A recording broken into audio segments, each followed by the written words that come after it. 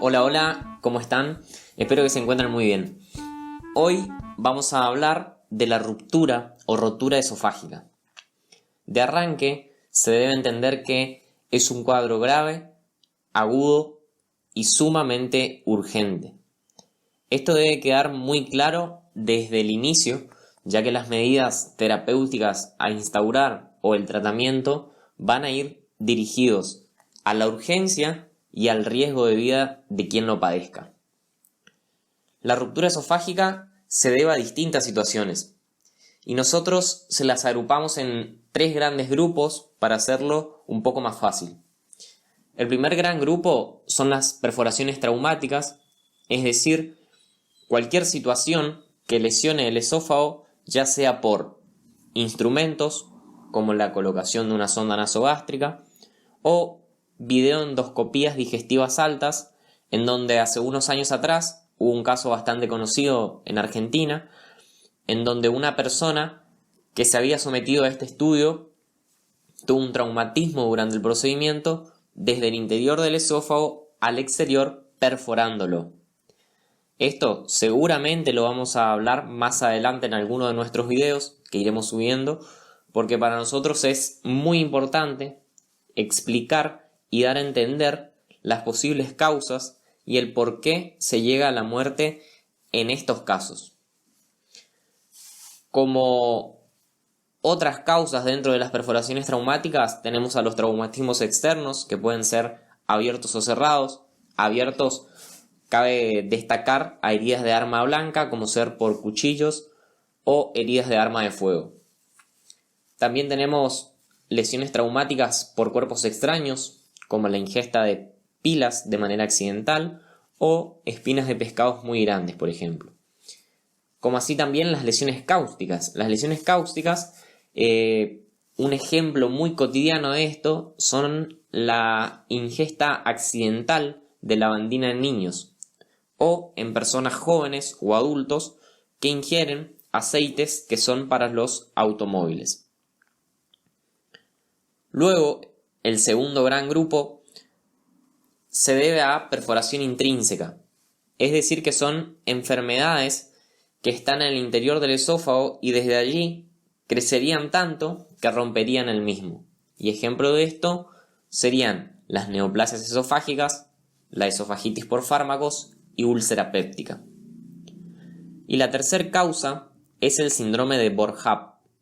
Boerhaave fue quien describió esta patología tras realizarle la autopsia a un almirante de la flota holandesa que cuentan en sus horas previas a su muerte sintió un súbito dolor en el epigastrio. Es decir, si localizamos las 2 tetillas o pezones, sería entre medio de ellas el dolor que sintió. Con esto ya le estoy dando una pista de lo que sentiría un paciente con ruptura esofágica. Al síndrome de Boerhaave se lo define como una perforación esofágica espontánea, secundaria a un gran aumento de la presión en el interior del esófago, que frecuentemente es por personas que tienen vómitos crónicos y reiterados. Traducido todo esto, les quiero decir que debido a que el tórax tiene una presión negativa, es decir, que actúa como una aspiradora, apenas ocurre la ruptura, apenas se rompe el esófago, el contenido del mismo, que incluye la saliva que viene de la boca, los jugos gástricos, los alimentos semidigeridos y la bilis, se distribuyen hacia el mediastino digiriendo lo que encuentran a su paso. Y generalmente el esófago se rompe porque adentro del esófago se aumenta tanto la presión por vómitos crónicos reiterados que llega un momento determinado en el cual no soporta más y estalla. Dentro de las causas que favorecen al síndrome de Boerhaave se consideran a las personas que beben alcohol en grandes cantidades, a la hiperemesis gravídica, pacientes bulímicos y la anorexia nerviosa, que son patologías que la vamos a explicar más adelante en lo que respecte a trastornos de la conducta alimentaria, y Todas estas condiciones favorecen a que se desencadene el síndrome de Boerhaave y la posterior ruptura del esófago.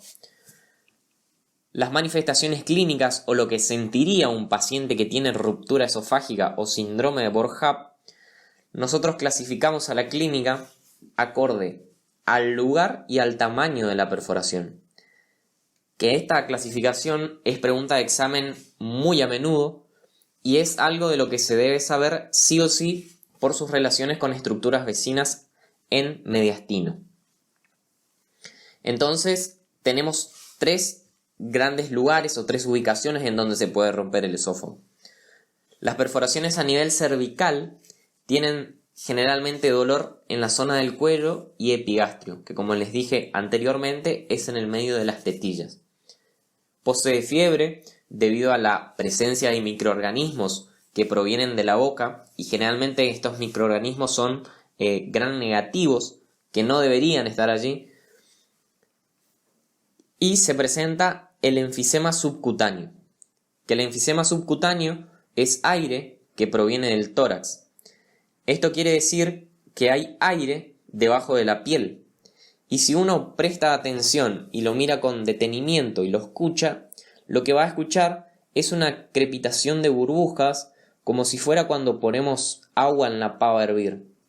Y es importante este síntoma porque se lo puede observar en la radiografía de tórax simple de frente. Además del enfisema subcutáneo también va a presentar cambios en la voz y dolor al tragar.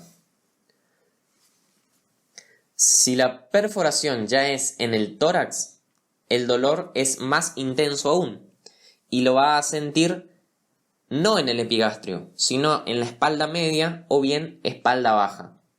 Va a tener dificultad al tragar y en esta porción del esófago es aún más frecuente la presencia del enfisema subcutáneo.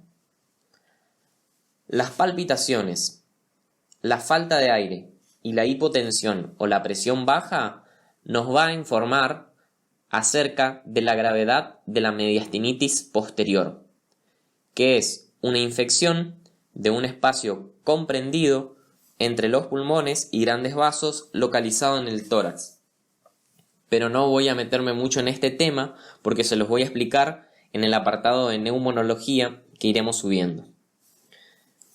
Además de la complicación grave de la mediastinitis posterior, se debe prestar atención a si la falta de aire proviene de esa mediastinitis o si de un derrame pleural, que significa que hay líquido en el espacio pleural que no debe ser mayor a 50 mililitros. Es decir, que estamos hablando de una presencia de líquido en el espacio pleural de 300, de 400, de 500 mililitros. O bien, otra patología pleural que es el neumotórax, que es la presencia de aire en el espacio pleural donde no debería haber. Estas 2 patologías que tienen mucha semiología, es muy rica semiológicamente hablando, como ser mediastinitis, neumotórax y derrame pleural, seguramente la explicaremos en un video sobre semiología. Si la perforación es en el esófago inferior, que es lo más frecuente, su ubicación generalmente cuando se rompe en el tercio inferior del esófago es en la cara posterolateral del esófago y se suele manifestar como un dolor en el epigastrio y posee defensa abdominal. A esta patología la vamos a abordar acorde a su presentación, que generalmente es algo de mucha urgencia, es grave y tiene una elevada mortalidad si nos demoramos. Lo evaluamos de manera rápida mediante la semiología con la inspección, en donde seguro va a presentar falta de aire, como así también dificultad para tragar, seguro no nos podrá hablar y por ello debemos dirigirnos rápidamente a constatar los signos vitales, que incluye pulso, respiración, su temperatura y presión arterial. E instaurar, si nos encontramos en un centro de urgencia, antibiótico terapia intravenosa dirigida contra los gérmenes gram negativos que les dije anteriormente que provenían de la boca, y contra estos gérmenes instauramos antibióticos específicos como ser la ceftriaxona y la clindamicina. Para confirmar nuestra sospecha diagnóstica de ruptura esofágica, debemos pedir una radiografía de cuello y tórax simple de frente y de perfil, donde se observará al enfisema de partes blandas, que es el aire debajo de la piel, y si la causa fue, por ejemplo, un cuerpo extraño, se ensanchará el mediastino, que es lo que se conoce como neumomediastino, es decir, que hay aire en el mediastino que no debería haberlo. O bien imágenes relacionadas con la afección de la pleura, como por ejemplo los que les decía de neumotórax y derrame pleural. También recuerden que se puede solicitar, aparte de la radiografía de tórax y de cuello simple de frente y de perfil, se puede solicitar un estudio del tránsito esofágico con sustancias hidrosolubles para determinar la altura de la lesión. En líneas generales, el tratamiento depende del lugar de la lesión, la oportunidad del diagnóstico y si es temprano o tardío. Por ello nosotros clasificamos a su tratamiento acorde al sitio de afección. Si la perforación es a nivel cervical y la lesión es pequeña, el tratamiento será solamente adoptar una conducta expectante, lo que implica actuar y no quedarnos mirando. Entonces, indicamos aquí nada por boca y un tratamiento antibiótico de amplio espectro intravenoso. En cambio, si la perforación es a nivel torácica, el tratamiento conservador solo está indicado en lesiones muy pequeñas a esta altura.